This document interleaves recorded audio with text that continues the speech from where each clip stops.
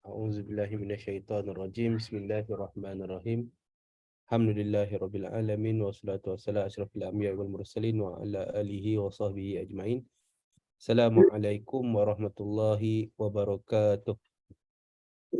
Jadi insya-Allah kita pada malam ni kita untuk kalau dari segi perancangan poster yang kita siarkan sebelum ni, kiranya ni ialah sesi yang terakhir lah.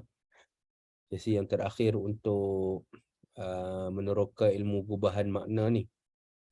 Berbalik-balik pada poster tu pun, sebabkan kita namakan pengajian kita ni dalam nama dia meneroka ilmu gubahan makna, dia lebih kepada sifat dia pengenalan lah. Dan kalau tengok dari segi kandungan yang kita bicarakan tu, dia lebih kepada perbincangan mengenai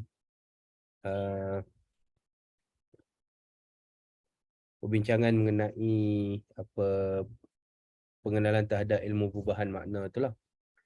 Jadi kalau kita baca kitab Perian Bahasa tu, kita daripada permulaan iaitu fasal yang pertama, kemudian kita sampai sekarang ni ke peringkat beberapa juzuk dalam fasal yang pertama tu, maka kita sikit sebanyak dah kenal pastilah apa yang terkandung dalam ilmu gubahan makna tu. Dan dari segi jadual itu, jadual kelas itu, patutnya walaupun kita akan akhiri sesi ni, tapi setakat ni pasal yang pertama tu pun kita belum habis lagi lah. Dalam kelas yang sebelum minggu lepas ni, yang sebelumnya ni, saya ada tanyalah kepada tuan-tuan dan perempuan, sanggup tak untuk kita sambung lagi pembacaan Perian Bahasa. Dan daripada maklum balas tuan-tuan dan perempuan tu, majoritinya sanggup lah untuk menyambung. Tapi pada pandangan saya, untuk malam ni kita akan habiskan dulu bahagian fasal yang pertama, kitab Perian Bahasa ni. Sebelum kita sambung ke bahagian seterusnya, mungkin kita akan take a break dulu. Okay, kita ambil take a break dalam, kita berehat dulu. Okay, dalam 2 minggu macam tu ke. Lepas tu kita akan sambung semula, tapi bila kita fikir bila sambung semula tu akan jatuh ke bulan puasa. Jadi bila dia dah masuk bulan Ramadan ni, jadi kita kena plan lah untuk waktu yang baik lah untuk perbincangan ni. Tapi apa yang saya ingin sampaikan, malam ni mungkin kita adakan kelas yang terakhir untuk sesi yang musim yang pertama ni. Season 1 ni kita cuba habiskan untuk hari ni. Kemudian untuk yang sambungan pembacaan tu, kita akan tetapkan nanti, kita akan bincang dari segi masa semua macam mana, sebab dia mungkin akan jatuh pada bulan puasa. Dan setakat ni kita akan ambil break dululah selama 2 minggu. Tapi break ataupun rehat selama 2 minggu tu pun bukan bermakna kita rehat tak buat apa. Ini saya kalau nak minta tuan-tuan dan perempuan yang dah menyertai kelas ataupun sesi muzakarah jawi meneroka ilmu gubahan makna ni, saya kalau ni sangat berhajat lah kepada tuan-tuan dan perempuan untuk menulis menulis sedikit ringkasan daripada pandangan tuan-tuan dan perempuan mengenai kelas ni. Ringkasan tu berkenaan dengan apa isi penting yang telah kita bicarakan, apa yang kita sentuh, dan apa pandangan tuan-tuan dan perempuan mengenai ilmu gubahan makna ni. Jadi boleh dikarang mungkin dalam 1 ke 2 muka surat. Boleh je tulis dalam bumi, tapi kalau nak mengasah bakat mengarang dalam jawi tu dipersilakan. Kami sangat alu-alukan. Dan siap saja karangan tu boleh dikirimkan melalui email pengajian.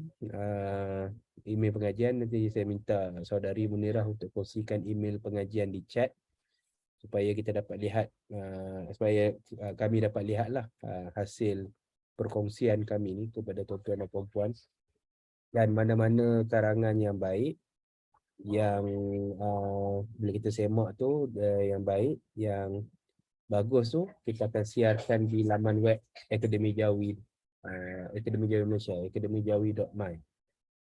Itu harapan saya lah kepada tuan-tuan dan puan-puan yang telah mengikuti musim pertama Muzakarah Bahasa Jawi Meneroka Ilmu Gubahan Makna ni. Sebab apa benda ni penting? Sebab kalau tanpa penulisan dan ringkasan daripada tuan-tuan ni, ataupun kita sendiri tak menulis apa yang kita telah bicarakan, kita pelajari, saya khawatir ilmu itu hanya sekadar syok sendiri lah. Tak apa, kita seronok mendengar tu seronok, tapi kita tak dapat tahu sedalam mana kita telah belajar perkara tersebut. Dan dalam tempoh 2 minggu yang kita rehat ni, bila tuan-tuan dan puan-puan mengirimkan sedikit ringkasan dan karangan tuan-tuan dan puan-puan mengenai apa yang tuan-tuan dan puan-puan telah pelajari sepanjang 4 kali pertemuan kita ni, daripada situ kita boleh merancang, dan saya sendirilah boleh merancang bagaimana untuk kita meneruskan pembacaan kitab Perian Bahasa ni. Dan daripada situ juga kita boleh rancangkan sesuatu yang lebih menarik lah. Sebab ilmu gubahan makna ni dia satu ilmu yang sangat luas, sangat menarik. Dia tuan-tuan dan puan-puan sini pun dah dapat tengok lah betapa canggihnya sistem bahasa yang kita ada ni. Rugilah kalau kita tak suratkan pembelajaran kita tu.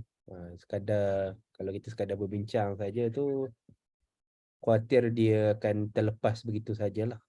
Jadi kita perlu tangkap ilmu tu dan kita perlu kekalkan, kita maktubkan kefahaman kita tu dalam bentuk yang bertulis. Dan bertulis tu pun bukan disimpan seorang-seorang, kita akan kongsikan kepada kami, dan daripada situ kami akan pilih supaya yang terbaik di kalangan kita yang mengarang tu kita akan siarkan di laman web Akademi Jawi Malaysia. Dan kalau ada 2-3 karangan yang terpilih tu tak ada masalah, kita akan siarkan juga di laman web Akademi Jawi Malaysia. Bila dah ada dalam bentuk penerbitan, sungguh pun dalam penerbitan digital, paling tidak ilmu tu dah dimaktubkan dan tercatatlah dalam perkembangan ilmu kita. Itulah harapan saya sebagai pembimbing bagi Muzakarah Bahasa Jawi ni. Ya, tuan-tuan dan puan-puan boleh committed. Kita ambil masa dalam, kalau hari ni minggu depan lah, hari Selasa minggu depan, kalau dapat menghantarnya, ambil masa dalam seminggu untuk mengarangkan 1 ke 2 surat ringkasan apa yang telah dipelajari daripada 4 kali pertemuan Muzakarah Jawi Meneroka Ilmu Gubahan Makna dengan pembacaan kitab Perian Bahasa oleh Meja Muhammad Said Sulaiman. Okey. Tekan ada soalan?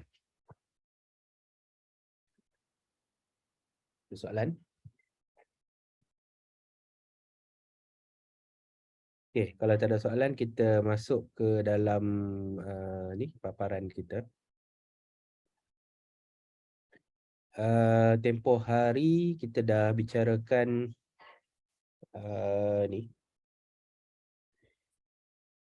sehingga juzuk pepatah. Kita dah bicarakan mengenai tamsil, ibarat, pepatah. Sebelum tamsil tu kita ada bidal, dan juga sebelum bidal kita ada kiasan. Jadi kita dah dapat bezakan setiap satu tu bagaimana. Kalau bidal, kalau kias tu dia pun ada 3 jenis. Kias sederhana dan juga kasar, kias halus, sederhana dan juga kasar. Kemudian kita ada bidal, kita ada tamsil, kita dah bicarakan ibarat, kita dah bicarakan pepatah. Dan hari ini insya-Allah kita akan cuba habiskan keempat lagi kategori ataupun penjenisan, iaitulah perumpamaan, perbilangan, lidah pendeta dan juga permoto. Baik, sebelum kita mulakan pembacaan ni, saya suka sekali nak berkongsilah sedikit pemerhatian saya kalau siapa yang aktif di Twitter, kalau yang selalu mengikuti perbincangan di Twitter, biasa tentang bahasa ni lah. Iaitulah apa, kadang-kadang banyak ada kritikan-kritikan ataupun komen yang mengatakan bahawa bahasa Melayu ataupun bahasa kita ni dia miskin bahasa dia. Miskin dalam erti kata bila ditunjukkan satu istilah, kita tak ada istilah tu dalam bahasa Melayu. Contoh istilah oksigen, apa, karbon, semua tu tak ada istilah Melayu dia kan. Itu apa? Nunjuk kata-kata mereka tu menunjukkan bahasa Melayu ni miskin lah. Tapi bila saya duk fikir balik, memang kita akui lah dari segi sudut benda-benda yang saintifik itu, memang kita miskin dari segi ketiadaan istilah tu. Dan saya fikir bahasa-bahasa yang lain pun dia tak adalah istilah oksigen, karbon, asid dan seterusnya tu secara khusus dalam bahasa-bahasa mereka. Sebab ini ilmu yang dibina dalam bahasa barat, khususnya bahasa Inggeris lah. Tapi apa yang saya nak kongsikan dekat sini, kadang-kala bila kita mencari sesuatu perkataan, kadang-kala memang perkataan tu tiada dalam bahasa Melayu. Secara khusus, secara seketui perkataan tu tak ada dalam bahasa kita. Tetapi kita bina dan kita gubah sesuatu perkataan tu dengan cara lain, khususnya dalam bahasa Melayu ni. Dan satu cara untuk menerbitkan sesuatu ungkapan ialah dengan ilmu gubahan makna ni. Kadang kalau kita nak menyatakan sesuatu makna, kadang-kadang kita tak guna satu seketui perkataan tu, sepatah perkataan tu. Kita barangkali akan guna macam apa yang kita belajar dalam ilmu gubahan makna ni lah. Contohnya perbilangan ke, tamsil ke, ibarat ke, pepatah ke. Itu kita akan guna unsur-unsur itu untuk mengungkapkan sesuatu makna. Dan itu bagi saya itulah keistimewaan sesuatu bahasa. Dan kalau kita tengok perbandingan dalam bahasa-bahasa yang lain pun, misalnya bahasa Inggeris, mereka pun ada unsur ini. Unsur gubahan makna ni bukan sekadar untuk memperindah karangan, bukan memperindah pertuturan, tetapi dia lebih jauh lagi peranan dan kegunaan dia ialah untuk kita dapat mengungkapkan sesuatu makna tu dengan lebih tepat, dengan meminjam imajinasi ataupun grafik-grafik ataupun bayangan-bayangan sesuatu benda tu kepada makna yang ingin kita sampaikan.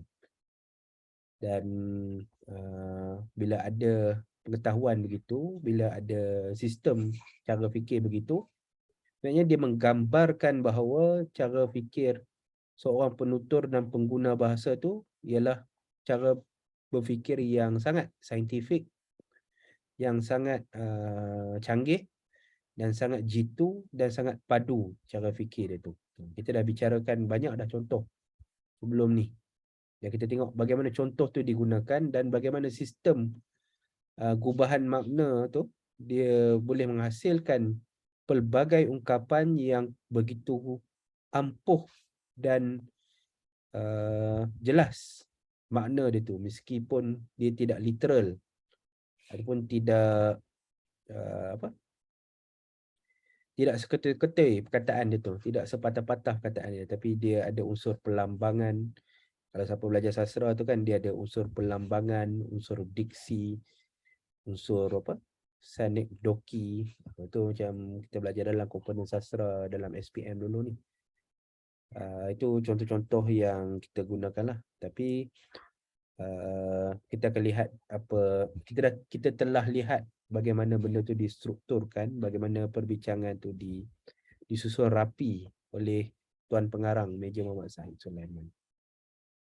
Itu yang pertama tentang pandangan saya tentang aspek bahasa lah. Kalau kita nak kata bahasa kita miskin, dia kalau ambil ukuran peristilahan memang kita kalah lah. Tapi kalau kita ambil ukuran dari sistem bahasa, ungkapan-ungkapan yang kita ada, ilmu gubahan makna tu maknanya bahasa kita lagi kaya. Kan? Kalau dalam bahasa Inggeris tu dia ada pepatah apa?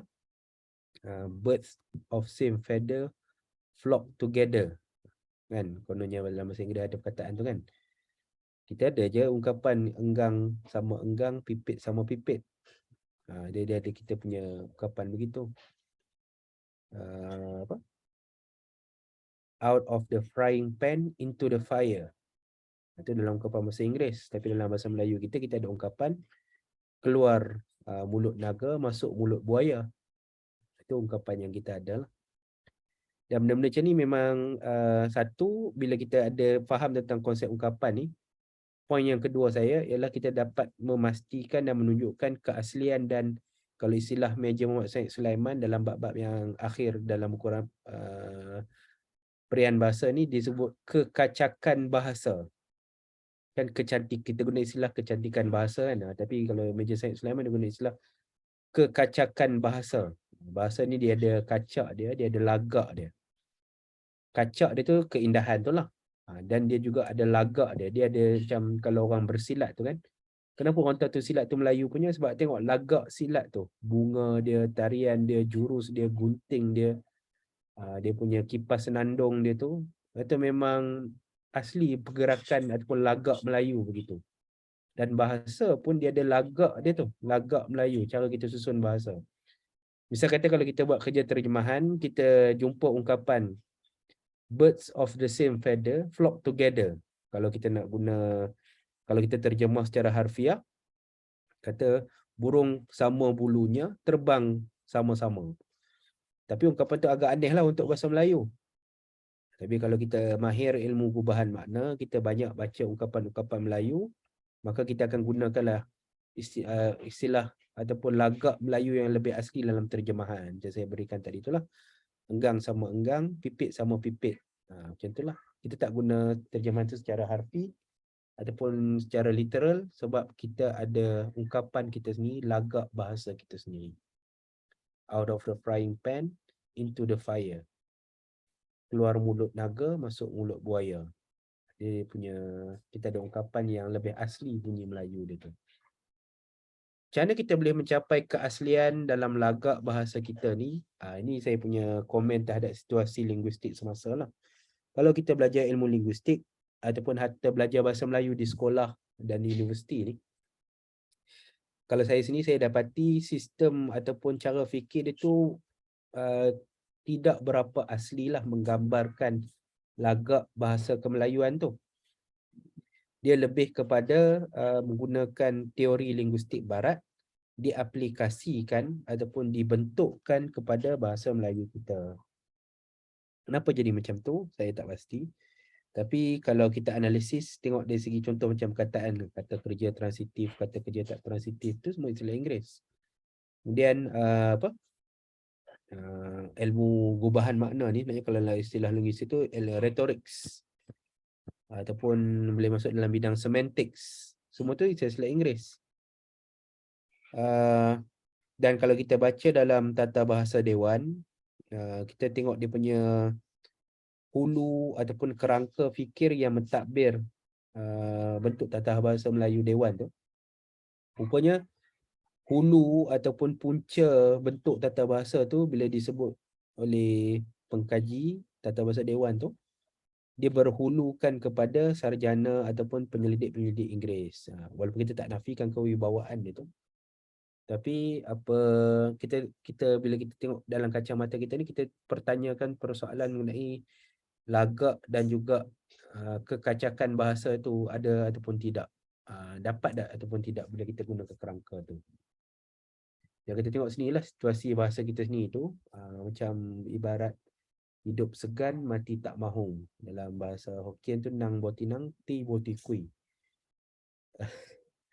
Dia dalam keadaan yang sedikit sangat mengecewakan lah. Bahasa kita dah macam terbantut perkembangannya. Kenapa dia boleh terbantut?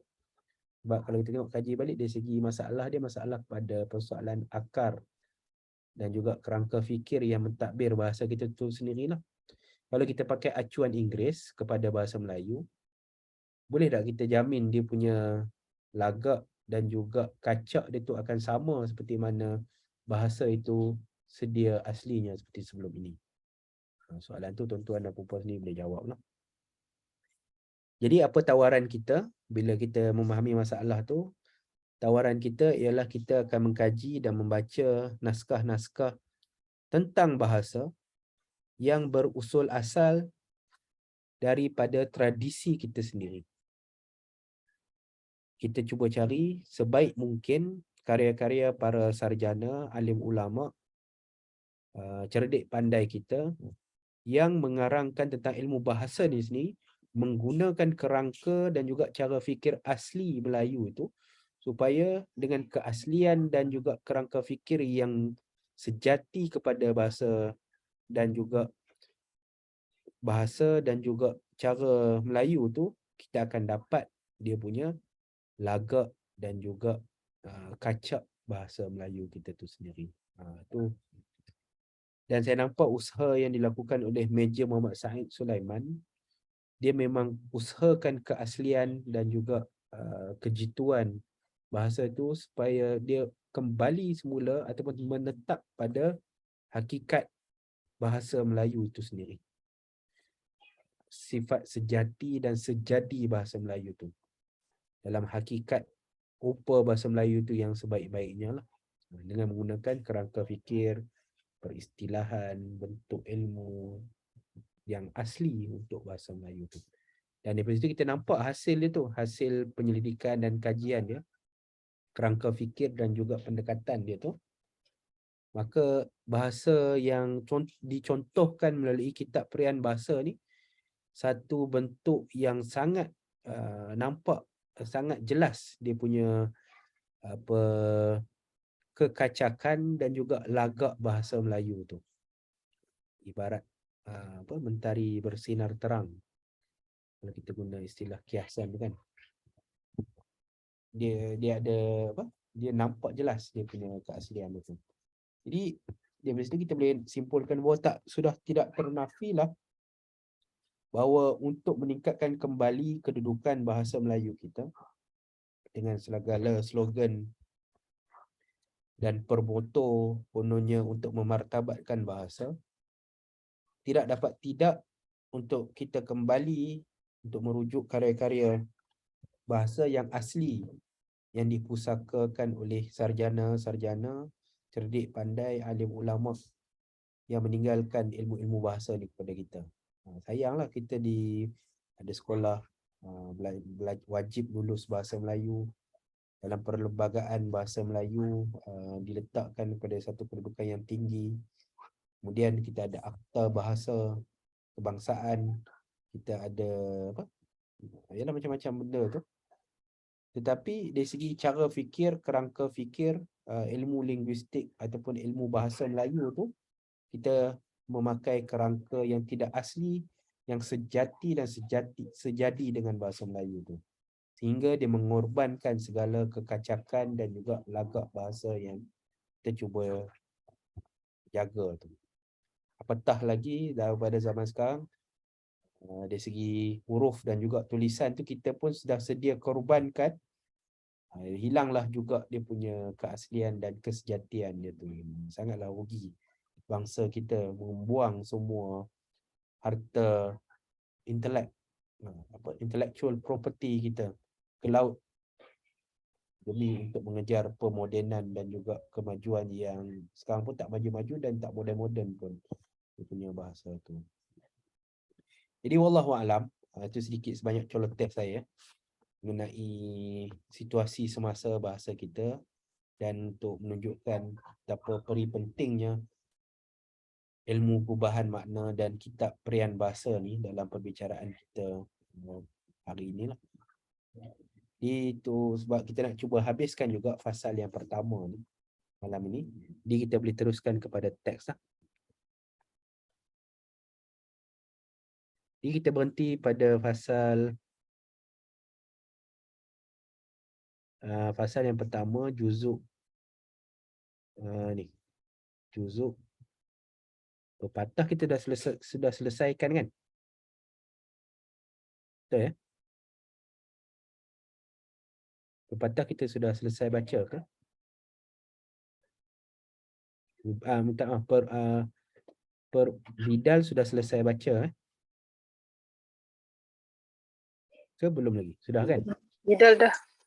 Okey, sekarang kita masuk perumpamaan. Perumpamaan sudah baca ke belum?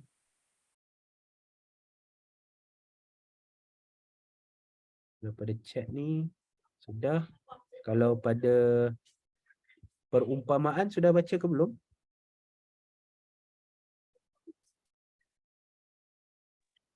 Belum saya rasa perumpamaan. Belum.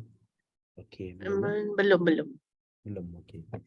Okey, sekarang boleh saya nak minta sekejap, ambil masa sekejap, saya nak berhenti sekejap. Nanti saya datang balik.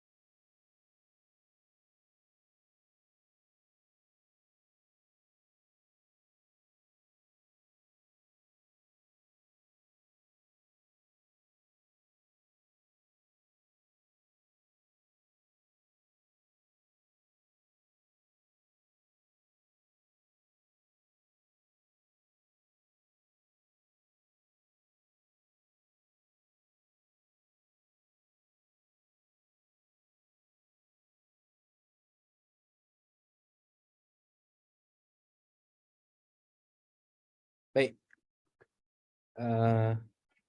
Kita teruskan dengan pembacaan pasal yang ke-6, perumpamaan.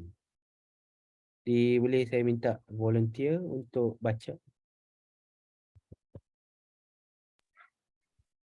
Saya baca. Sila Tuan Mahidin. Yang ke-6, perumpamaan. Adalah perumpamaan itu percakapan lazim berkias dan berarti dua lapis seperti di bawah ini. Okey. Yang pertama sebab, iaitu belum enggang lalu, belum ranting patah. Yang kedua, ke pangkal, getah meleleh ke pangkal, daun melayang meninggal. Yang ketiga, sampai hajat, iaitu pucuk digital ulang mendatang. Yang keempat, tersorong-sorong, Ya. iaitu hidung tak mancung, pipi tersorong-sorong. Yang kelima, hajat pekerti, Jahat. Jahat pekerti. iaitu mulut disuapkan pisang, tungking dikaitkan unak. Onak. Yang keenam, lain menjadi, iaitu rusa ditembak, hijang yang kena. Okey. Yang ketujuh, bukan satu, kumbang bukan seekor, bunga bukan sekaki. Yang ke-8, buang, iaitu kasihkan padi, rumput buangkan. Yang ke-9, berbela, iaitu tak dapat tanduk, telinga dipulaskan. Yang ke-10, diam, iaitu diam-diam penggali berkarat, diam-diam ubi berisi. Yang ke-11, tak dibilang, iaitu masuk ambung, masuk bilang tidak. Yang ke-12, kelebihan, iaitu air banyak, minyak sedikit, air juga ke atas. Ke-13, tak jadi, bertepuk tangan sebelah takkan berbunyi. 14 manikam, maknikam. Itu dikulung menjadi maknikam, dikeluarkan menjadi sekam. 15 tak siasat. Tak siasat. Tak siasat. Iaitu kuman di seberang nampak, gajah tepi mata tak nampak. 16 tak memilih. Itu mumbang. Mumbang lalu, kelap lalu. Kelapa lalu. Mumbang lalu, kelapa lalu. 17 malam. Itu sirih naik junjungan, disirih naik junjungnya patah. Sirih naik junjungnya sirih naik junjungnya patah. junjungnya patah. 18 memang nanti. Itu retak mencari belah. 16 berbalas. Kundur tak menjalar pergi, layu tak menjalar mari. 20 tak sampai hati, iaitu merajukkan air di ruang, hendak karam ditimba juga. Okey, baik. Terima kasih Cik Muhyiddin. Kita dah nampak ada sikit perumpamaan ni ya. Satu kategori yang dibuat oleh Major Said Sulaiman ni, iaitu satu perumpamaan ni katanya itu berkias dan bererti dua lapis. Dia salah satu bentuk kiasan, mungkin kiasan dan juga ibarat lah, tanpa dia menggunakan apa-apa tanda bahasa, tetapi dia kekuatan makna yang terdapat kepada perumpamaan ni dia boleh digunakan dalam bentuk ataupun makna dia tu dalam bentuk dua lapis, ataupun tujuan dia tu dua lapis. Kita tengok macam contoh sebab belum enggang lalu, belum ranting patah. Dari segi cara dia bentuk susunan bahasa dia tu, maksudnya dia bagi dua lapis dia punya gambaran, dua lapis dia punya simbol ataupun lambang, dan dua lapis juga makna dia tu boleh pergi. Nak jelaskan tu kita tengok apa yang lebih jelas lagi ya. Sampai hajat, pucuk dicipta ulam mendatang. Yang ni ya.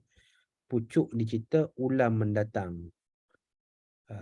Dia ada satu benda yang dia inginkan dan satu benda lagi yang dia dapat lah. Itu dia punya lapisan makna yang terdapat dekat situ tu. Dua lapis tu bukan bererti dua benda yang berlawanan pada pandangan saya. Dia dua makna yang boleh jadi saling bantu-membantu. Sebab kita selalu sebut dua lapis tu macam dua benda yang berlawanan. Tapi dalam hal ni kita dapat lihat kadang-kadang benda tu tak berlawanan pun, tapi dia dua step ataupun dua proses makna yang terdapat dekat situ. Contoh ni kan, pucuk dicipta, ulam mendatang. Dia inginkan sesuatu, lepas tu sesuatu tu sampai kepada dia. Dia ada dua lapis ataupun dua step. Hidung tak mancung, pipi tersorong-sorong. Dia hidung kemik, pipi penyek. Macam itulah kalau nak dari segi gambaran dia tu. Maksudnya makna dua lapis tu, the second meaning is supporting or making the first meaning to even higher. Even deeper. Even deeper. Mulut disuapkan pisang, tongking dikaitkan onak. Apa maksud dia ni? Dari segi gambaran tu ataupun perlambangan itu. Mulut tu kita bagi makan, tapi pada masa sama di belakang benda tu tersangkut dengan hook ataupun duri. Onak ni macam duri benda tajam lah, kita sangkut belakang dia tu. Tu macam dia walaupun bagi benda baik tapi dia sakiti orang tu. Ini dua lapis makna, tapi dalam kes ni secara spesifik dia Makna dia macam berlawanan pula. Dia tengok, tapi point dia ada dua lapis, dan dua lapis tu tak sebenarnya benda yang berlawanan. Kadang-kadang benda tu dia supporting each other. Supporting tu dia ada meaning. Rusa ditembak, kijang yang kena. Maksudnya kita nak aim satu benda lain, tapi sasaran kita itu mengenai benda lain. Rusa dan kijang tu datang yang lebih kurang sama. Tapi tujuan dia kita nak memburu rusa, tapi pada kijang tu yang kita dapat. Kumbang bukan seekor, bunga bukan sekaki. Kalau sekarang gini kita selalu dengar kumbang bukan seekor, bunga bukan sekuntum lah. Dulu mungkin ada penjodoh bilangan zaman dulu tu pakai sekaki, bunga tu sekaki lah. Itu dia punya cerita dia tu. Kasihkan padi, rumput buangkan. Kena buat kerja lah. Kalau nak perlu nak hasil tu, kena buatlah kerja buang rumput tu, ataupun bersihkan benda-benda yang tak perlu tu. Tak dapat tanduk, telinga dipulaskan, dan seterusnya. Tapi kalau sepanjang kita tengok dalam perumpamaan ni, dia satu ciri dia tak menggunakan lapisan, dia tak menggunakan tanda ataupun sendi kata untuk membayangkan dia ialah ibarat. Dan yang kedua, dia dalam bentuk ada dua benda, dua perlambangan yang sama ada supporting each other or contradicting each other, yang saling mengukuhkan makna itu ataupun saling menentangi makna itu. Tapi point dia ada dua lapis ataupun dua proses makna yang itu. Sebab tujuan dia tu dia nak bagi satu perlambangan tentang sesuatu tu tanpa dia menggunakan sendi kata, tapi dia kuatkan dengan satu lagi perlambangan, satu lagi proses, supaya makna tu menjadi semakin terbayang, dan kalau istilah sekarang tu semakin grafik dalam fikiran kita tu. Air banyak, minyak sedikit. Air juga yang ke atas, air juga ke atas. Dia cerita tentang maksud dia tu ialah kelebihan. Kuman di seberang nampak, gajah tepi mata tak nampak. Kita nak kata ke orang tu kan, ni sibuk jaga tepi kain orang. Kuman di seberang nampak, gajah di tepi mata tak nampak. Tak memilih. Saya rasa macam tak memilih, betul? Ni saya tak pasti ni. Mumbang ke mumbung? Ni boleh minta siapa-siapa tolong semak. Mumbang ke mumbung? Mumbung lalu, kelapa lalu. Jadi saya nak kena pastikan apa dia ni. Malang, sirih naik, junjungnya patah. Dia ada dua bahagian tu. Sirih naik, junjungnya patah. Ni sirih, tahu kan? Sirih junjung tu tahu apa benda? Sirih dan junjung tu. Kenapa digunakan lambang sirih dan junjung ni? Siapa pernah yang muda-muda ni yang baru kahwin ataupun yang sini-sini yang sudah kahwin tu tahu kan sirih junjung tu? Tunjuklah. Bentar.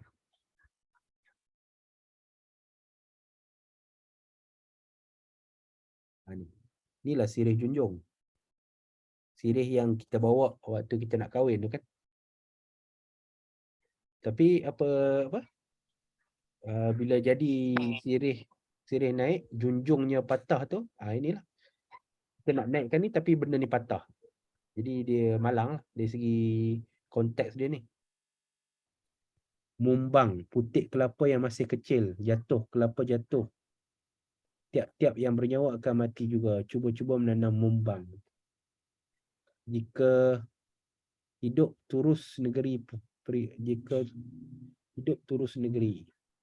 tak melakukan sebenarnya yang mungkin mendatang hasil. Mumbang, putik kelapa yang sudah besar. Tu maksud mumbang tu. Betul mumbang bukan mumbung. Bacaan dia mumbang. Mumbang. Tu kita dapat satu istilah baru lah. Terima kasih kepada Umar dan juga Puan Nur Syahidah. Ada istilah mumbang tu, putik kelapa yang kecil tu yang jatuh tu. Tak memilih, kalau dapat mumbang pun tak apa, kelapa pun tak apa. Tu kita sebut cara macam tu lah. Memang nanti, retak mencari belah ataupun retak menanti belah. Itu memang ungkapan dia tu lah, dah lah retak. Lepas tu nak tunggu lagi belah. Itu maksudnya 2 kali proses tu berlaku, 2 lapis tu. Kundur tak menjalar pergi, layu tak menjalar mari. Layu tak menjalar mari. Kundur tu kan kita tahu pokok kundur tu. Kan? Pokok kundur tu. Dia tu macam tu lah. Dia dalam bentuk pokok tumbuhan yang menjalar. Sebab tu digunakan peribahasa tu. Kundur tak menjalar pergi, layu tak menjalar mari. Berbalas lah bendanya tu. Apa maksud berbalas pun tak dapat balasan yang baik lah. Ataupun kalau kita boleh faham ni, berbalas ni dalam arti kata istilah budak-budak muda sekarang kena friend zone lah. Kundur tak menjalar pergi, layu tak menjalar mari. Ataupun being ghosted, ghosting, ghosted. Benda ni lah. Tak dapat apa-apa balasan. Tak dapat apa-apa maklum balasnya je. Di ghosting benda tu. Hantar mesej ke WhatsApp, blue tick je. Itulah. Kundur tak menjalar pergi, layu tak menjalar mari. Pergi tak panggil apa? Panggil tak bersahut. Macam itulah. Pergi tak berlambai. Kurang macam tu. Tak sampai hati. Merajukkan air di ruang. Hendak karam ditimba juga. Dia maksudnya dia tak sampai hati nak buat benda tu. Nak sangat dekat air tu, nak perlukan air dalam ruang tengah perahu tu. Tapi kalau banyak sangat pula, kita akan ditimba keluar lah benda tu. Sangat purba lah dia punya bahasa dia tu. Okay. Baik. Ada soalan setakat ni untuk perumpamaan?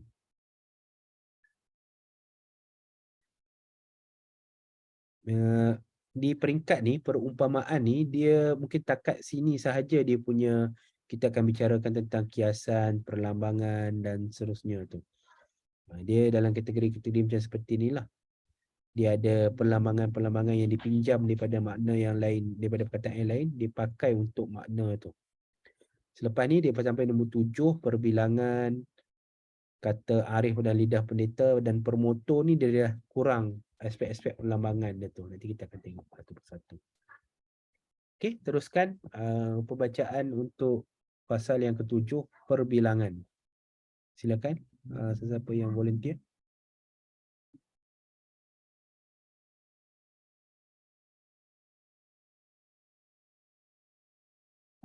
Silakan, siapa-siapa.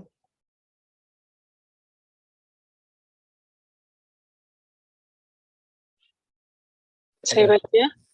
Silakan.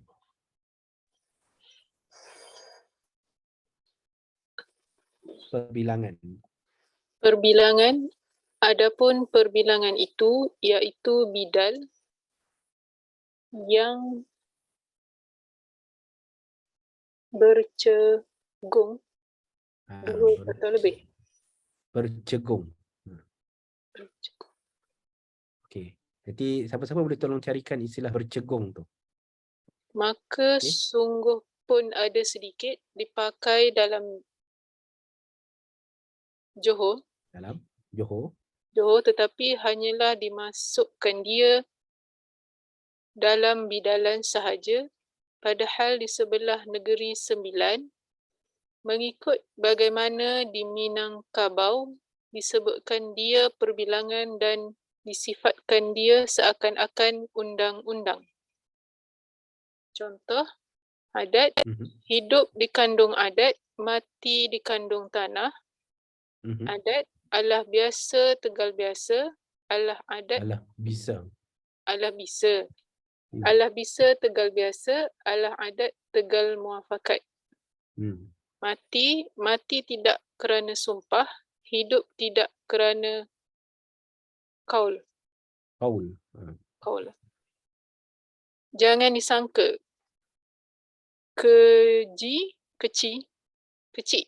Kecil jangan disangka anak, besar jangan disangka bapa. Bertempat, merajuk pada yang kasih, manja kepada yang sayang, minat kepada yang ada, berkaul kepada yang keramat. Akan datang, kecil-kecil akan besar, muda akan tua, hidup akan mati, dunia akan tinggal. Berlain-lain, lain padang, lain belalang, lain lubuk, lain ikan, lain negeri, lain aturan. Pandai memukul, ular dipukul biar mati, kayu pemukul jangan patah, tangan dilandas jangan lembing, lambung. Sopan, masuk ke kampung orang bawa ayam betina, kalau berjalan dekat,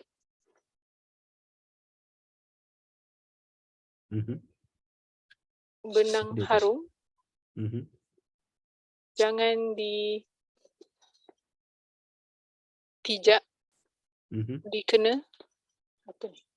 Kalau duduk di ketapak tangga, kalau mandi di hilir orang, kalau berdiri di luar gelanggang. Okey. Baik, terima kasih Puan Nursyahida. Apa satu perkataan ya, bercegung. Tadi ada siapa-siapa dapat perkataan bercegung? Kalau ada kamus besar utusan tu ada tak? Cegung. Tak ada. Cegung, cagung pun tak ada. Cagung tak ada. Yang lain? PRPM?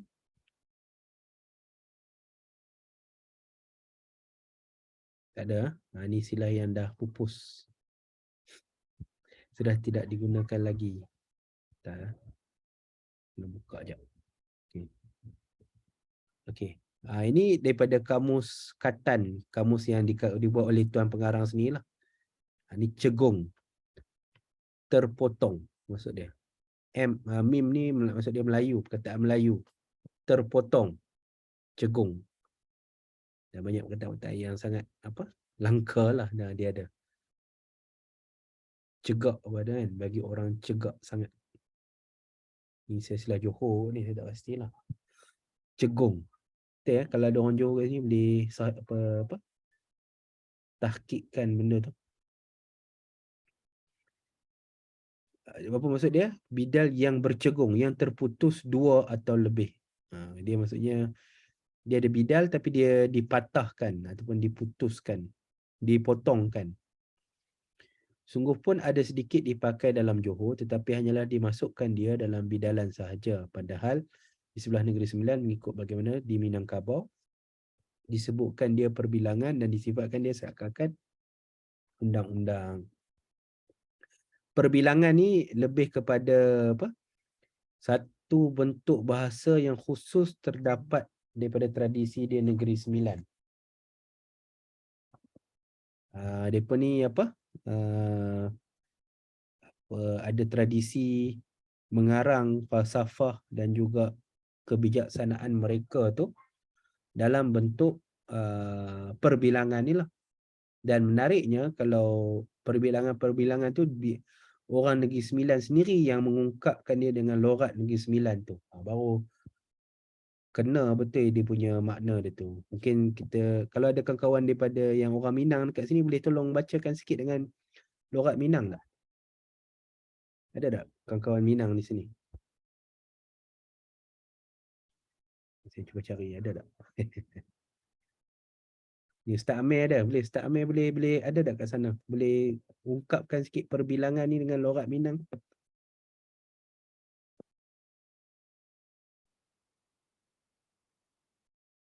Ustaz Amir ada?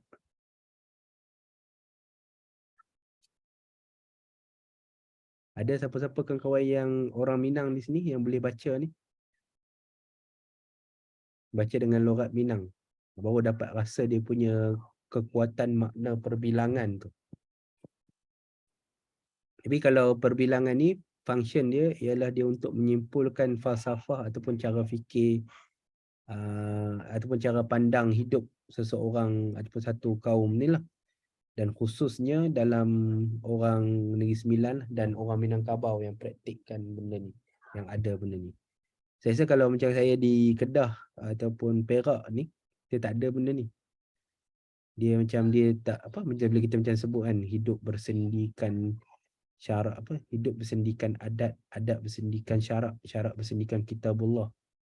Itu memang satu bentuk perbilangan yang mengandungi falsafah yang sangat besar lah dalam kehidupan sesuatu bangsa tu, dan dia khusus kepada orang yang duduk di Negeri Sembilan dan khususnya kepada kaum Minangkabau, suku Minangkabau tu. Ini kena tanya orang Negeri Sembilan ataupun orang Minang sendirilah untuk menjelaskan dengan lebih lanjut. Tapi dari segi struktur bahasa dia tu, kita nampak yang disebut cegong tu, nampak dia ungkapan dia tu dipotong-potong tu. Tapi setiap satu ungkapan tu dia ialah dalam bentuk ibarat. Tapi ibarat yang disusun dalam bentuk yang dipotong-potong tu. Hidup di kandung adat, mati di kandung tanah. Tak sebenarnya dia berirama. Tapi dia makna dia tu saling kukuh mengukuhkan dia. Sama macam perumpamaan bentuk dia. Tapi dia mempunyai falsafah yang sangat jelas dari segi ungkapan ataupun makna yang dikandung dia tu. Okay. Tak ada Ustaz Amir di sana? Itu saya pernah tanya Ustaz Amir, so dia cuba bacakan dalam logat Minang tu. Memang sedap lah kita dengar dia tu. Ke ada siapa-siapa? Senyap lah semua. Okey. Tak apa, kita cuba tengok pasal yang ke-8 pula. Silakan bagi sesiapa yang ingin ni baca.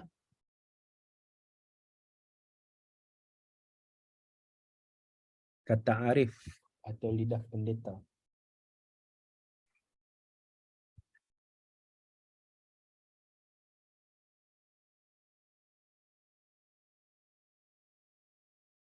Oh, minta maaf. Bila saya kongsikan tadi tu, saya tak kongsikan ni kah? Ni ada nampak? Ni apa? Baru nampak. Baru nampak. Minta maaf. Tak apa tu. Okey. Yang ni apa? Maksud cegong tu. Disuratkan dalam buku Katan Melayu. Dia bagi maksud terpotong. Buku Katan Melayu ni kamus yang dikarang sendiri oleh Meja Muhammad Said Sulaiman. Jadi ini banyaklah istilah langka yang terdapat dalam kamus ni. Cegong, terpotong, cegak. Ni pun ada istilah yang bagi saya sangat langka ni, cegak, kuat bagi orang cegak sangat. Tak pastilah istilah ni kita gunakan lagi ataupun tidak. Ceguk, tutup dengan mungkum tangan, telan dengan berbunyi teguk. Ceguk. Celbo, celebor, terjun ke dalam air. Celebor. Ni masih ada lagi. Celebuk, lekuk bagi suatu benda. Celah, membesarkan mata, mencela. Tengok, banyak istilah yang bagi saya betul-betul sangat langka istilah Melayu ni. Celak, pantis atas mata atau pada bibir mata. Celak ni kita tahulah apa benda dia tu. Dan celah, celebuk, celebu. Tadi kita ingat cegong tu. Memang satu istilah yang dah nadir. Dah zaman dulu punya istilah ni lah yang kita dah tak pakai dah sekarang. Dalam kamus DBP pun tak ada. Kamus besar utusan pun tak ada benda tu. Okay. Kalau kita Google, ada tak? Cegong. Cengkong bukan cegong. Tak ada lah istilah tu. Dalam internet pun tak ada. Cegon. Cegon ni bukanlah. Ni benda lain. Organisasi ni benda lain lah. Campaign to End Genocide in Uganda. Cegon. Tak ada kaitan lah. Okey. Perbilangan. Dah selesai. Kita kira pada kata arif atau lidah pendeta. Silakan tuan-tuan dan puan-puan yang ni ingin membaca bersama.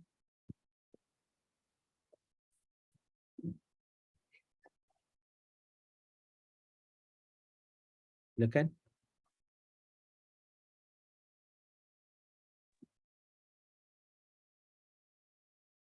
Tak apa, saya baca. Ya, sila. Kata arif atau lidah pendeta, adapun perbahasaan ini diambil daripada perkataan-perkataan yang bijaksana, terutama daripada buku-buku orang bangsa asing mana yang masyhur, maka bukanlah perkataan ini seperti bidalan atau pepatah yang sentiasa dipakai oleh orang ramai.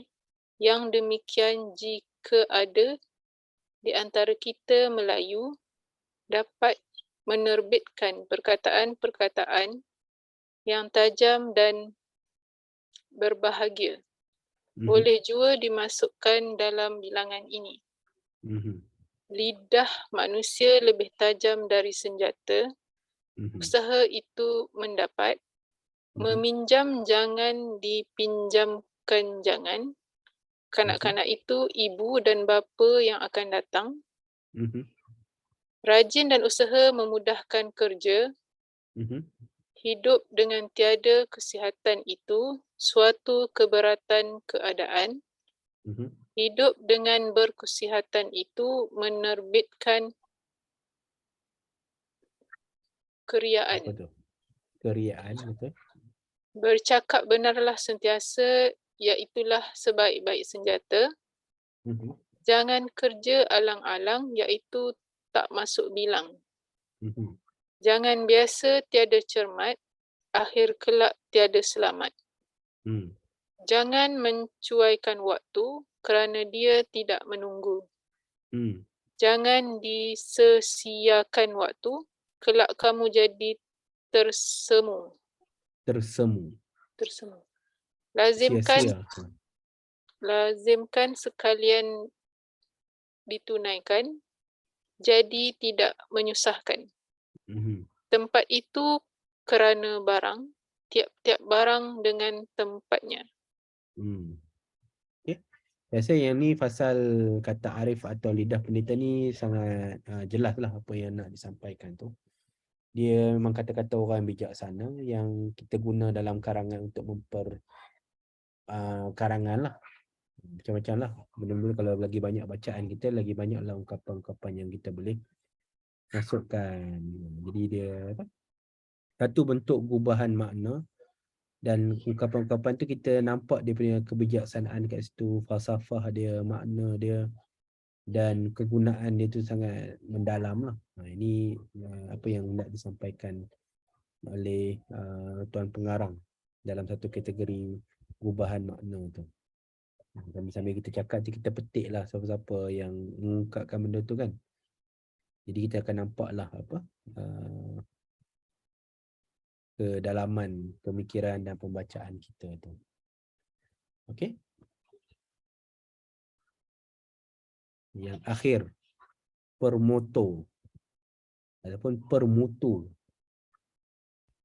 Boleh silakan sesiapa untuk bacakan permoto ni. Okey, saya. Silakan. Okey. Permutu, adapun perbahasan permutu iaitu meninggikan mutu sesuatu tujuan.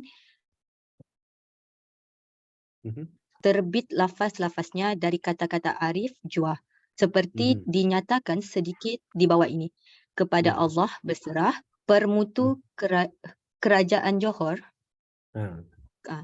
Muafakat itu berkat, darjat kerabat. Allah dia ada perkataan permoto dekat sini, tapi dia yang tandakan dengan tanda dua calik tu. Okey. Muafakat itu berkat, permutu darjat kerabat. Allah peliharakan permutu timbalan setia negeri. Taat dengan setia, permutu bolentera,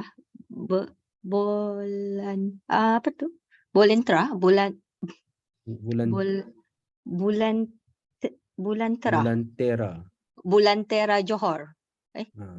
Saya rasa voluntary ni, tapi dia melayukan perkataan tu. Silakan. Okey, belajar atau mengajar, permutu bi yang ini saya tak pasti pula. Dia PBM. Yang ni PB ringkasan kepada itulah ringkasan. Pakatan Belajar Mengajar Persuratan Buku Diraja. Oh, okey. Tawakal itu sebaik permutu akbar permutu Baca akbar. sampai habis. Oh, tawakal itu sebaik bekal kepada orang yang berakal. Permutu akbar Jawi peranakan, muafakat dan bantuan itulah tangga kemajuan yang berkekalan. Permutu akbar Warta Melaya, kejayaan bantuan, permutu lembaga Melaya, setia berikat berikat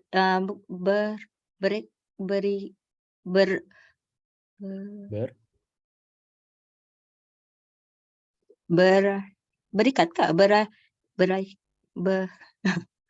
Berikat. Berikat jaya berkat.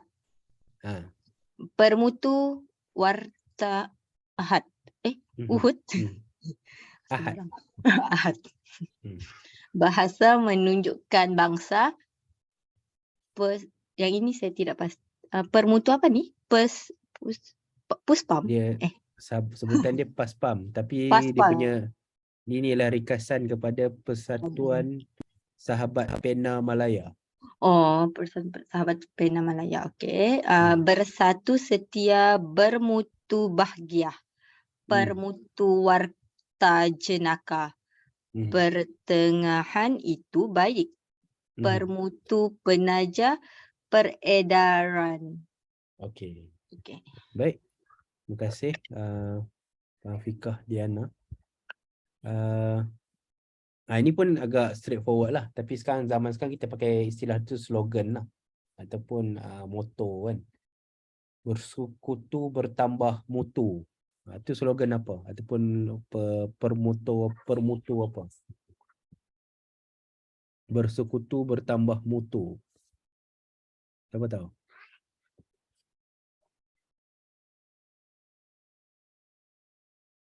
Bersekutu bertambah mutu. Siapa tahu? Permutu apa tu? Jata negara. Itu apa? Jata negara. Itu moto persekutuan ataupun Malaysia lah sekarang ni. Dulu Persekutuan Tanah Melayu. Tapi sekarang diangkat jadi Malaysia lah. Kemudian kita ada bahasa jiwa bangsa. Apa dia? Moto apa?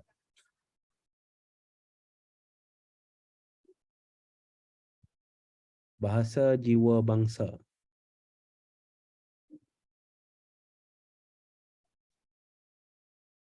Dewan Bahasa, dia punya ni, moto Dewan Bahasa. Ada banyak lagi moto-moto yang kita boleh ungkapkan yang menunjukkan makna ataupun pemikiran sesuatu pertubuhan yang kita usahakan tu lah. Nampak dia punya kegunaan permoto ni. Jadi okey, alhamdulillah kita dah sampai ke hujung tentang kata arif, lidah pendeta dan juga permoto ni. Dua fasal ni lebih jelas kegunaan dia, tak macam yang sebelum ni dalam bentuk perumpamaan, bidal, pepatah dan ibarat tamsil apa semua ni. Yang ni lebih straightforward lah dia punya penggunaan dia. Dan kalau dalam kegunaan itu dalam karangan, kita boleh guna unsur-unsur permoto, unsur-unsur kata arif dan lidah pendeta ni dalam untuk sebagai mengindahkan dan mempelbagaikan bentuk karangan kita tu. Dan kadang kita ungkapan itu ungkapan yang menarik lah. Ungkapan yang mempunyai falsafah yang sangat mendalam, dan kalau lagi cantik tu boleh diungkapkan dalam bentuk yang ada rima bahasa dia tu kan. Hidup dengan berkesihatan itu menerbitkan keriaan. Itulah contoh-contoh yang diberikan dekat sini. Okey, setakat ni ada apa-apa soalan?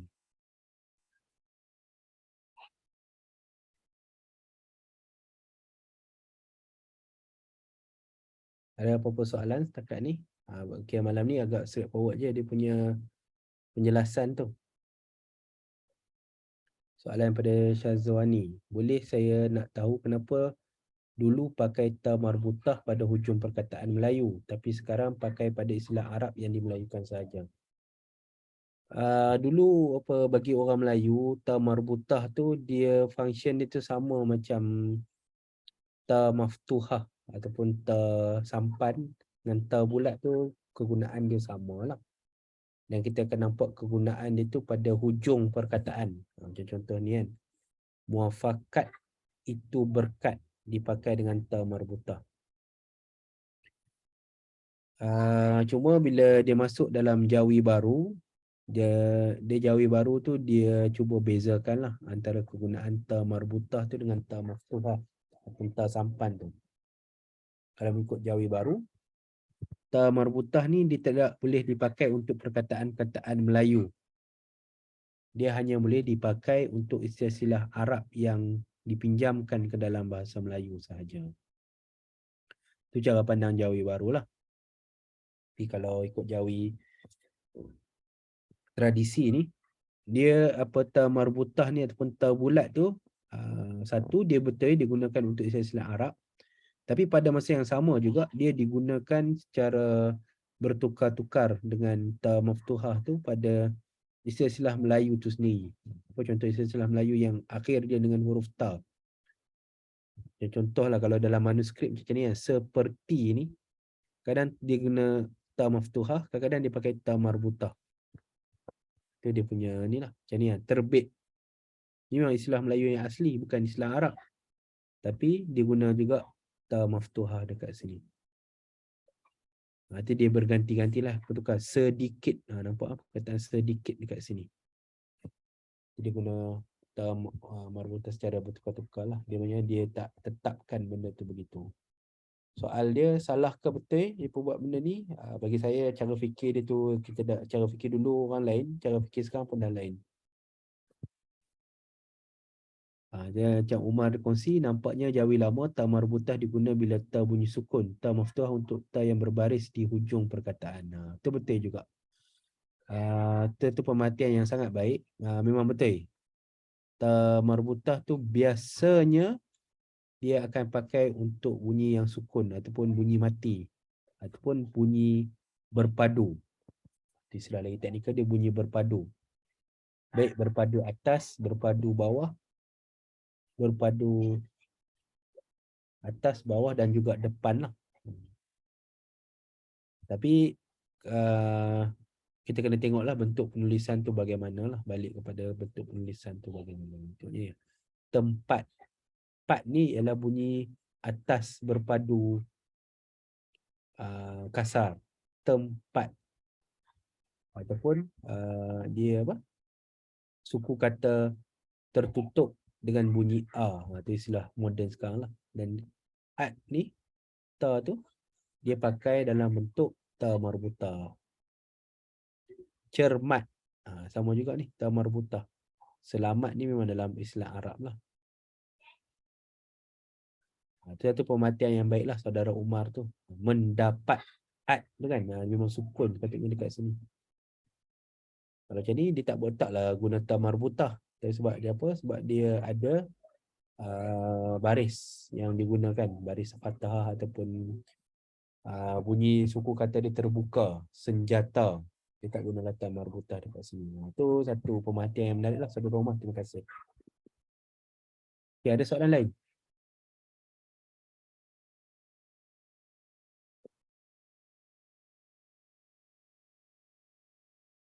Okey. Bila kita dah habis fasal yang pertama, nanti memang saya punya sasaran untuk sesi yang akhir pada musim yang pertama ni. Saya nak cuba selesaikan habiskan fasal yang pertama ni lah. Tapi untuk tuan-tuan dan perempuan yang nak meninjau lebih lanjut kepada karya ni, dan kalau minta maaf lah kalau bagi sesiapa yang masih lagi belum mendapat salinan ni, mungkin boleh request daripada melalui email kita lah,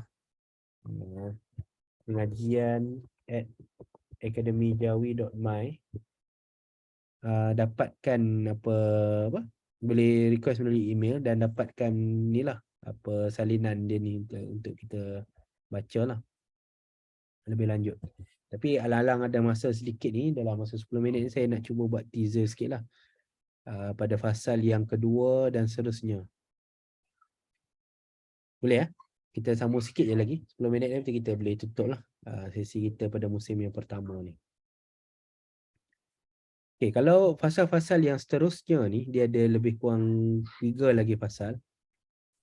Dia lebih kepada bagaimana kita nak mempraktikkan penggunaan kias bidal tamsil ibarat ni dalam pengarangan. Dia tu macam mana kita nak tunjukkan bagaimana kegunaan setiap satu kias bidal tamsil dan ibarat lah. Yang tadi tu untuk fasal yang pertama, dia lebih memperkenalkan konsep-konsep apa itu bidal, apa itu tamsil, apa itu ibarat, tanpa dia menjelaskan bagaimana benda tu hendak digunakan. Bagaimana dia digunakan dalam karangan. Jadi dalam fasal yang kedua, dia khususkan perbincangan tu kepada bagaimana practicality penggunaan kias bidal dan tamsil serta ibarat tu dalam bentuk karangan. Misal katakan kias berangkap seperti kucing menyembunyikan kuku, bertemu panggang peroleh laku. Ini maknanya dia ada 2 kiasan ni.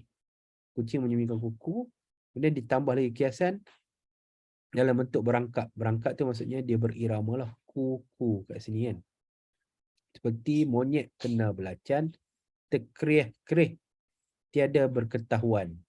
Ini 2. Ini dalam bentuk bidalan ataupun perumpamaan ni. Tapi tengok dia guna kegunaan dia tu. Kadang-kadang dalam satu ungkapan tu kita nak ada bunyi rima tu. Dia berangkat lah istilah dia diguna. Dia tunjuk contoh dia kegunaan dia tu. Laksana pungguk merindukan bulan, mendayu-dayu menunjukkan rawan. Kan dalam syair kan kita guna benda tu kan. Bunyi yang rangkap tu sama. Betul ditunjuklah kan kias pemanis, bagaimana untuk memaniskan apa sesuatu perkataan tu, sebab kadang dia tak nak sesuatu benda tu diungkapkan jadi bunyi tu sangat kotor kan. Jadi dia gunakan untuk memaniskan kata tu. Inilah contoh-contoh kemaluan, sekeduduk bawa adat meninggal. Dia tak sebutlah orang tu mati kan. Dia sebutlah orang tu meninggal. Buang air, minta diri. Saya nak balik Kita tak cakap lah kat orang tu kan, saya nak balik lah pakcik. Itu kuajak lah. Saya nak minta diri dulu pakcik. Dia tu untuk kias untuk bagi jadi pemanis. Ke sungai. Ni maksud ke sungai ni maksudnya buang air besar ni ke sungai. Kurang periksa dan lain-lain. Kurang periksa tu dia nak minta maaf lah dalam hal ni. Itu contoh-contoh kegunaan dia tu lah. Yang menariknya lagi, bila dia tunjukkan bagaimana kita nak gunakan dalam karangan lah, kias ibarat ringkas. Benda yang tak bernyawa dikiaskan seperti yang bernyawa. Ialah kertas khair atau lain disifatkan seperti manusia. Ini contoh yang dia bagilah. Maksudnya kalau kias yang ringkas, dia gunakan satu benda yang tak bernyawa tu menjadi ibarat-ibarat manusia. Terlanjur mandi biarlah basah, terlanjur dakwat biarlah hitam. Yang ini kerja dikias seperti orang mandi dan di dakwat itu diibaratkan perbuatan. Ini maksudnya apa? Dia gunakan benda yang tak hidup tu untuk perbuatan manusia. Tapi dia ada juga tunjukkan practicality tu. Kalau kita nak panjangkan kiasan tu menjadi satu karangan pun boleh. Dia tunjukkan contohlah, dipanjangkan kias ringkas itu dengan sebagai rencana ataupun dijadikan seperti syair ataupun pantun. Tengok contoh dia tu. Kadang satu kiasan tu kita jelas dari segi perlambangan. Kadang-kadang perlambangan tu kita boleh cerita dengan begitu mendalam sekali dia punya kita guna lambang tu untuk menceritakan sesuatu. Contoh kan, berkatalah pena kepada tinta, adapun zaman sekarang telah jadi berubah. Bukanlah bagaimana tempoh di dahulu, tiap-tiap kali aku hendak bermadah, terpaksa aku mendapatkan engkau, memanjangkan tanganku menarik akan dikau, keluar daripada mahligai mu yang permai. Tetapi masa yang baharu ini dengan keredaanmu berpindah ke istana yang diperbuat terkhas bagimu, maka janganlah kamu melihatkan diri daripada menyertai ke mana jua yang hendak dituju. Syahdan jawab tinta kepada pena dengan bersyair. Ayuhai pena yang bijaksana, janganlah tuan gundah gulana. Beta menurut ke mana-mana dengan keadaan yang amat sempurna. Tengok ni, apa dia daripada gambaran terlanjur mandi biarlah basah, terlanjur dakwat biarlah hitam. Dia boleh buat panjang lagi dia punya cerita tentang pena, dakwat, hitam, macam-macam lah benda yang ni. Ini macam contoh kalau waktu sekolah dulu, ingat tak kalau waktu sekolah dulu kita belajar menulis karangan, tulis cerita tentang aku sebatang pensel. Macam itulah dia punya konsep dia tu. Daripada dia mula dibeli, diasah dan last kali tu dibuang. Macam itulah dia punya practicality, perlambangan tu yang diguna. Dan contoh-contoh yang lain lah, pelbagai bidang macam mana dia digunakan. Dan tujuan-tujuan yang digunakan tu lah. Ni contoh-contoh yang ni kalau kita baca ni boleh nampak lah macam mana sebelum ni kita baca dia punya kategori dan juga takrif-takrif tiap satu tu dan juga dengan beberapa contoh. Tapi dengan pada fasal yang kedua ni dia lebih menumpukan tentang praktikal ataupun bagaimana kita nak menggunakan tamsil ibarat dan juga semua benda yang kita dah belajar dalam fasal pertama tadi. Baik, kemudian disambung lagi tentang bagaimana ada unsur-unsur bahasa yang kalau dia digunakan tu dia akan mengubah makna tu menjadi semakin kuat.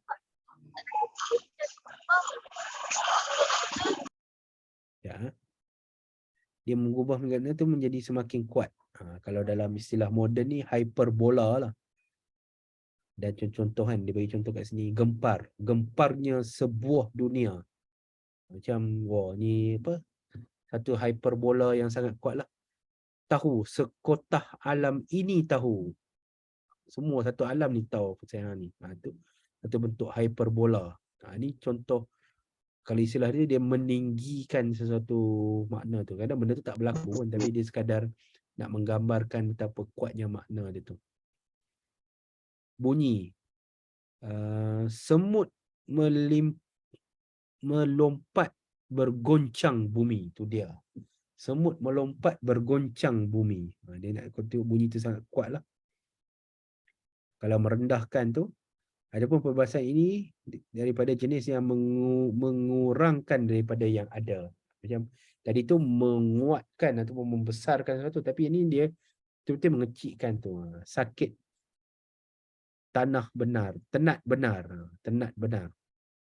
Lakunya sangat keji. Dia macam bagi negatif lah benda tu. Atau menjadikan benda tu betul-betul jatuh lah. Dan selain pada tu dia tunjukkan pelbagai jenis bahasa lah. Macam contohnya nombor 2, perbahasaan berbalik. Iaitu kalau dicakap terus barangkali jua menjadi kecil hati, dan dengan perbahasaan berbalik jadi seperti cakap main-main, istimewa pula disertakan dengan suara yang bersetuju. Contoh, awak sudah ada sahabat baru, tak usah datang kemari lagi. Maksudnya ni cara orang merajuk lah. Maklum baju baru, baju buruk apakah gunanya. Itu contoh. Dia macam dia perli lah, ataupun istilah tu apa? Istilah Inggeris tu apa? Perli. Dia kan perli. Dia macam sinde satu, perli, sarkastik. Dia sarkastik lah dalam hal ni. Dia ada juga cara bentuk bahasa tu, bahasa sarkastik. Dan memang banyak. Dia bagi contoh-contoh lah. Beberapa tu. Kalau macam ni, perbahasaan merajuk, iaitu menarik hati kecil, tetapi jika dipujuk atau dijawab dengan baik, boleh berbalik suka. Nak merajuk pun dia ajak macam mana nak guna bahasa dia tu. Tak usah awak datang kemari lagi. Awak sudah ada sahabat. Anda ada markah, tak payah duk main dah. Itu kalau lah orang Penang cakap macam tu lah. Apalah dipandang akan baju telah buruk dipakai ini. Macam tu lah kalau bahasa orang merajuk tu, macam tu lah dia nak cakap.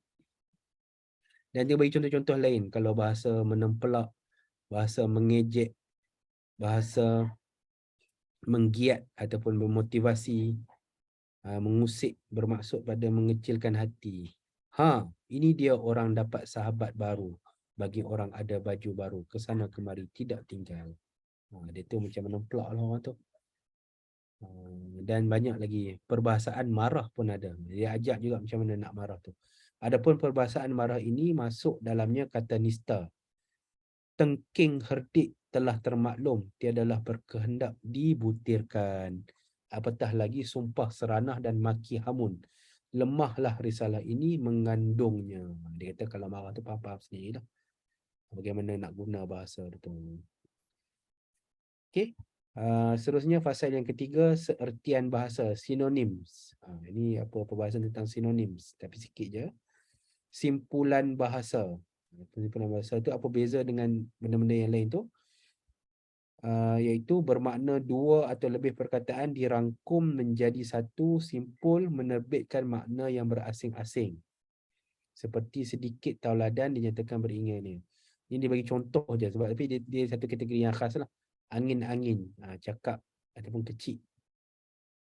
Angin olak, berbalik-balik. Angin sakal. Maksudnya istilah ni memang orang Melayu bila disebut tu, orang yang tahu makna dia tahu makna dia tu. Ini simpulan bahasa lah. Dia berbeza sikit dengan kiasan, berbeza sikit dengan bidal. Sebab istilah tu dia satu istilah. Tapi dia ada makna yang cultural meaning untuk benda tu. Dan cultural meaning tu kadang-kadang spesifik kepada sesuatu negeri ataupun satu tempat. Kan? Macam ni lah. Tahik angin, bohong. Ni tahik angin lah. Macam secara lambang ataupun simbol ataupun gambaran kita tak dapat bayangkan tahik angin tu apa maksud dia. Tapi kalau orang tu dalam konteks sesuatu budaya tu ataupun orang biasa mendengar ataupun tahu maksud dia tu, dia boleh dapat tangkap maksud dia tu. Tahik angin, bohong. Tadah angin, menyonsong. Okay, kita tak dapat nampak gambaran apa benda tadah angin ni.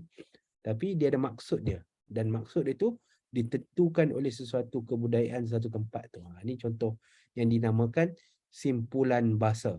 Simpulan bahasa. Benda ni memerlukan kepada kamus simpulan bahasa tu lah. Pusing angin, bolang balik. Macam kepala angin, gila bahasa, fikiran tak tetap, mula kena. Ini apa?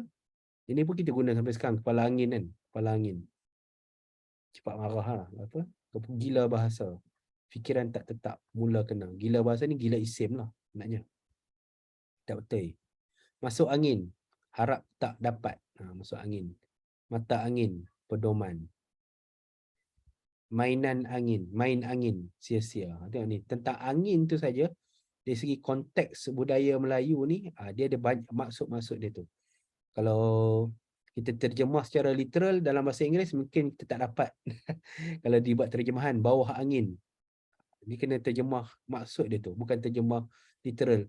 Under the wind. Maksud macam dia tak, macam cannot make any sense dalam bahasa yang lain tu. Jadi dia dulu terjemah ni lah. Eastern part of the world. Negeri bawah angin.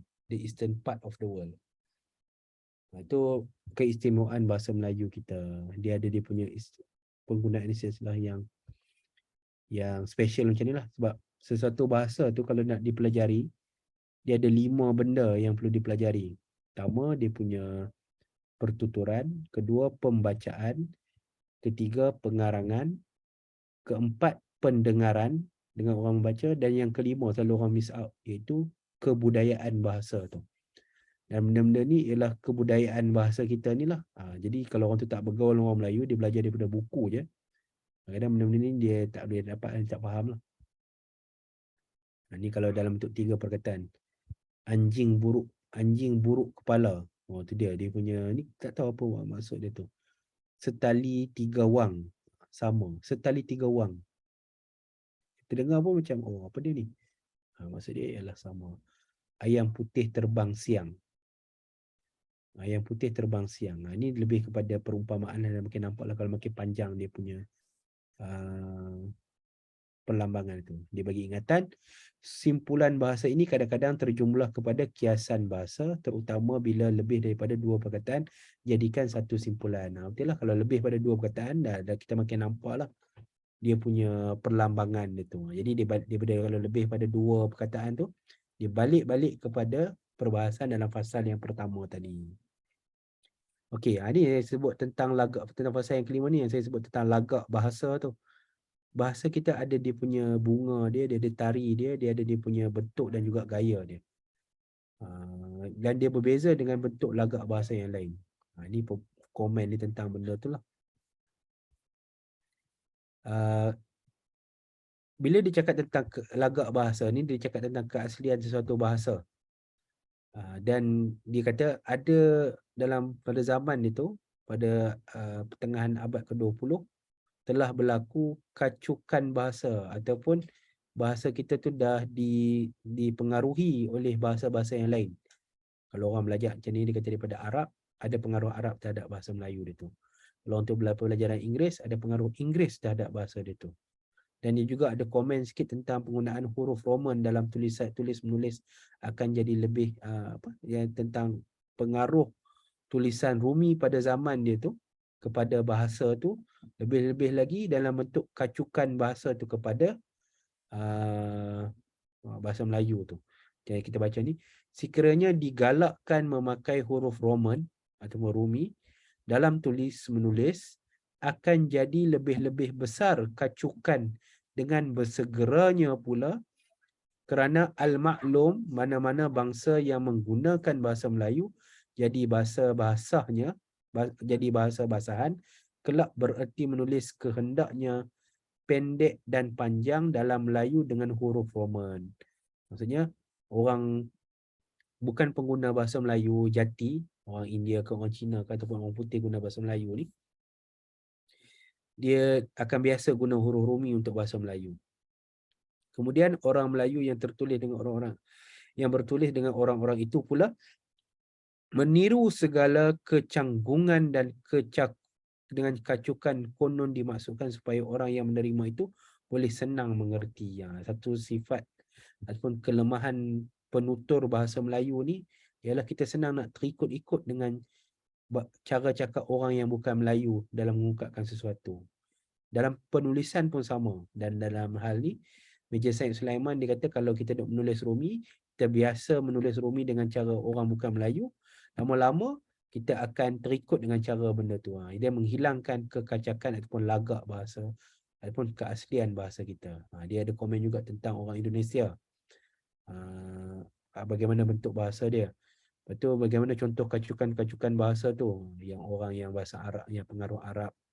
Betul, ada pengaruh kacukan terjemah Melayu bagi kenyataan ubat. Ni dia macam ni lah. Tentang komen tentang Melayu Indonesia. Dalam bentuk kacukan Indonesia pun ada dia komen. Dan khusus dia ni tentang tulisan Rumi lah. Ni kalau tulisan Rumi tu penggunaan bahasa Melayu dalam tulisan Rumi ataupun lagak bahasa Melayu dengan menggunakan tulisan Rumi pada zaman dia. Kenyataan ini ni pengaruh Inggeris lah. Kenyataan ini terlalu lambat kerana saya baru datang lagi. Lagipun kerana kenyataan terlalu panjang. Ini macam pengaruh-pengaruh Inggeris terhadap bahasa kita lah. So peringatan daripada sedikit contoh bahasa Melayu yang ditulis dengan tulisan Rumi, nyatalah jikalau digalakkan memakai tulisan itu, kelak binasalah bahasa Melayu jadi bahasa kacukan. Ini pandangan dia lah. Dan sekarang kita dah tengoklah apa yang telah terjadi. Ini nasihat dia. Macam mana kita nak menjaga keelokan bahasa kita. Macam mana kita nak buat lah. Ni saranan-saranan dia. Ini kalau kita ni, kita akan baca dalam sesi yang akan datang, insyaAllah. Baik, setakat ni ada apa-apa soalan yang akhir sebelum kita nak mengakhiri musim pertama meneroka ilmu kubahan makna dengan membaca kitab Perian Bahasa Meja Haji Muhammad Said Haji Sulaiman ni. Ada apa-apa soalan yang akhir? Pada pukul 10 dah pun.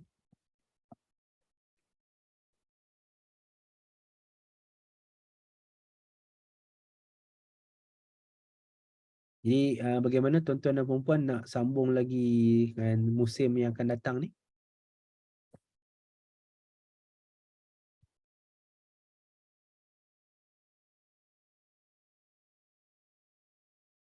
Bagaimana? Kita boleh Boleh, sambung lagi? insyaAllah. Baik, Boleh. insya-Allah. Okey. Insya-Allah. Nanti kita akan buka lagi pada sesi yang akan datang tu.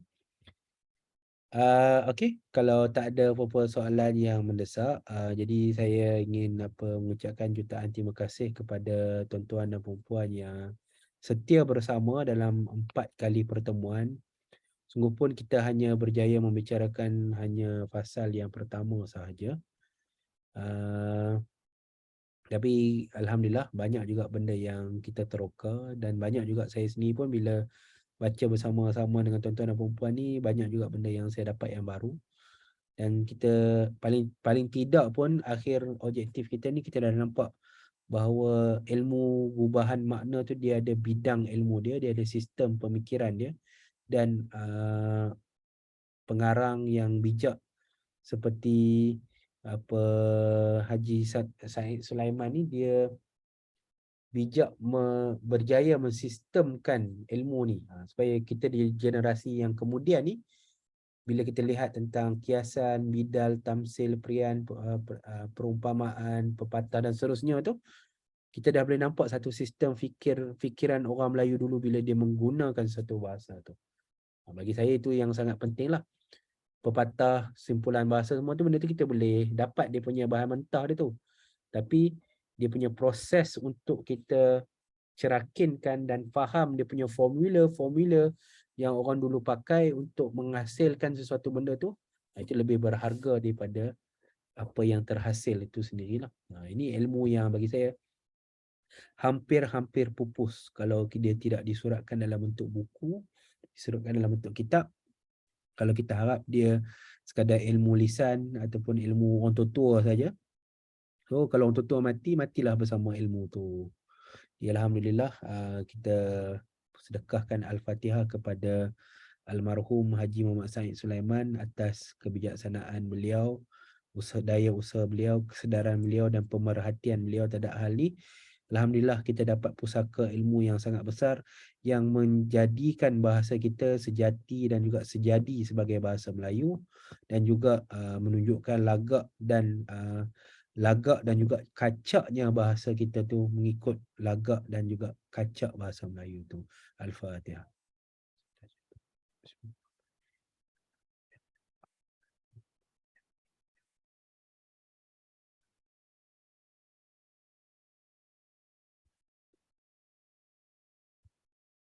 Baik, dalam kesempatan ni mungkin kita boleh ambil gambar bersama sebelum kita tamatkan sesi ni.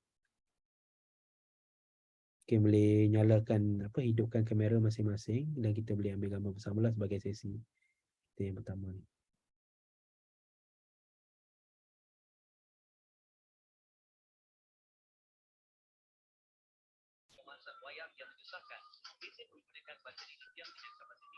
Okay, kita bagi masa dalam 1 minit ni.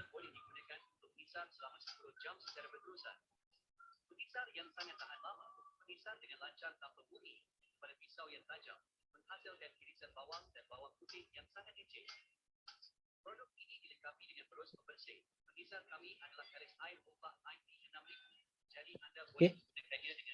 Bersedia? Bismillah. 1, 2, 3. Okay, sekali lagi. 1, 2, 3. Okey, terima kasih. Jadi saya ingin memohon maaf, ampun dan maaf jika ada terkasar bahasa, terlanjur bicara. Seperti kata pepatah, terlajak perahu boleh diundur, terlajak kata buruk padahnya. Jadi saya nak mengelakkan padah dia tu, jadi saya taklah mengayuh perahu saya jauh-jauh supaya tuan-tuan dan puan tidak berasa terseliuh pada hati dan juga perasaan. Sekian, wabillahi taufik wa hidayah. Wassalamualaikum warahmatullahi wabarakatuh. Kita jumpa dalam musim akan datang, insya-Allah. Assalamualaikum warahmatullahi wabarakatuh.